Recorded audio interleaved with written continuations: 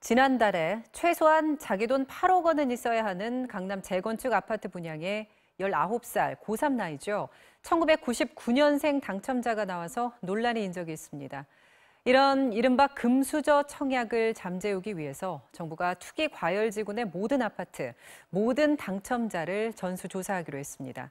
경찰과 국세청, 지자체가 총동원됩니다. 이기주 기자입니다.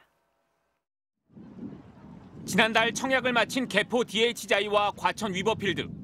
중도금 집단 대출이 막혀 실제 청약에 나설 리가 많지 않을 것으로 봤지만 경쟁률은 최고 90대 1과 106대 1에 달했습니다.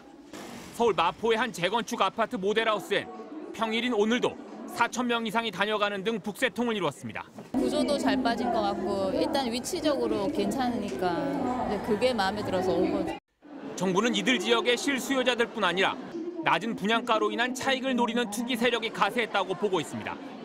현금 7, 8억 원을 동원할 재력이 있어야 하는데도 오랜 기간 무주택자로 살아야 가능한 점수 60점대 후반의 가점자들 신청이 쏟아졌고 국가유공자나 장애인, 장기복무 군인이 대상인 특별공급에 19살이 당첨되기도 하는 등 뒷거래 의심 정황이 발견됐기 때문입니다. 정부는 이례적으로 서울과 과천, 세종 등 3곳에서 모든 분양 아파트, 모든 당첨자들을 전수조사하기로 했습니다. 위장 전입과 같은 불법 사례는 물론 경찰, 국세청과의 공조로 신용카드 사용 내역과 통장 거래 내역까지도 들여다볼 계획입니다.